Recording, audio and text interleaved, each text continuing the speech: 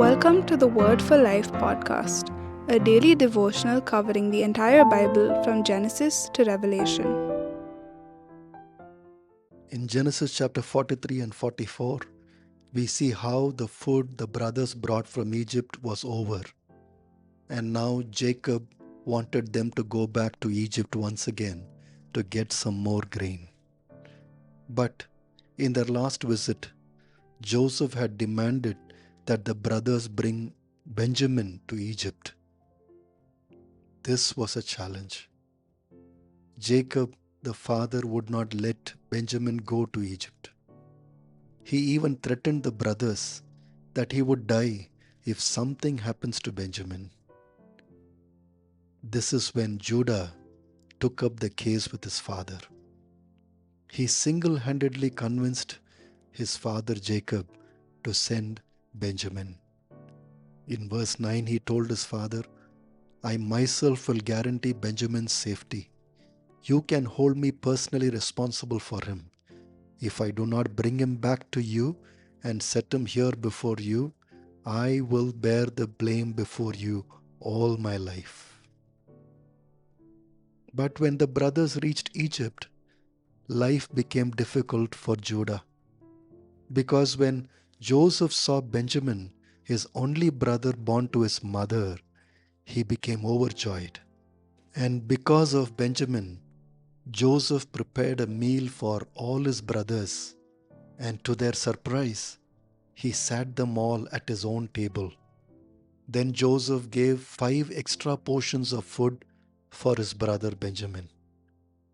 And while the meal was on, verse 30 says, deeply moved at the sight of his brother, Joseph hurried out and looked for a place to weep.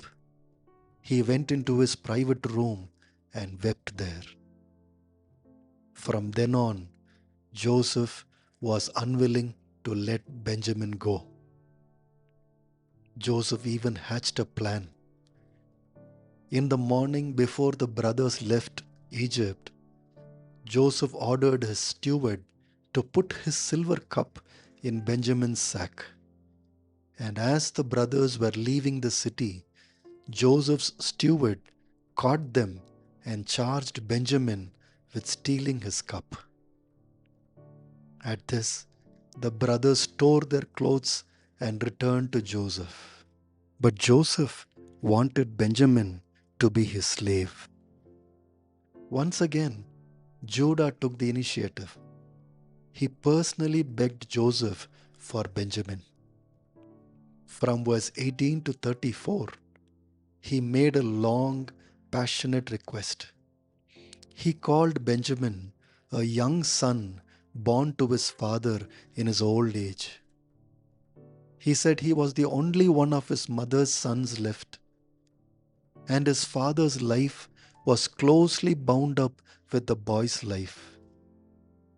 Then he told Joseph, if my father does not see the boy, he will certainly die. And then surprisingly, Judah offered himself to remain in Egypt as Joseph's slave till the end of his life in the place of Benjamin. Friends, you must remember that this was the same Judah who first proposed to his brothers to sell Joseph to the Ishmaelites and then walked away with 20 pieces of silver. In Genesis 37:26, Judah asked his brothers, what will we gain if we kill our brother and cover up his blood? Come, let's sell him to the Ishmaelites and not lay our hands on him. Judah cunningly cloaked his greed for money by suggesting that selling Joseph will be an act of compassion. He told his brothers, after all, he is our brother, our own flesh and blood.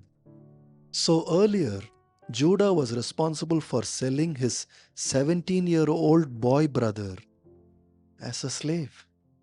Now, he offered himself to be a slave for his boy brother Benjamin. You see, he really cared for the safety of his father and young brother.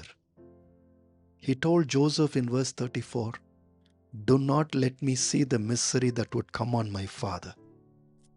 Friends, can stone-hearted people change? Can people who sell others for profit repent? Is there even hope for them?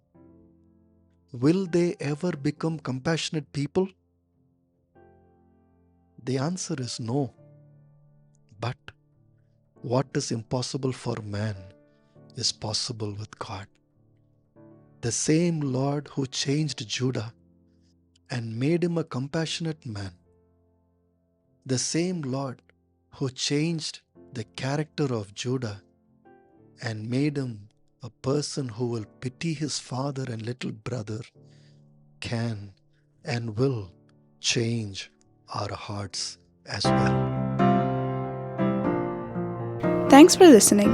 We'll see you tomorrow for the next episode of the Word for Life podcast.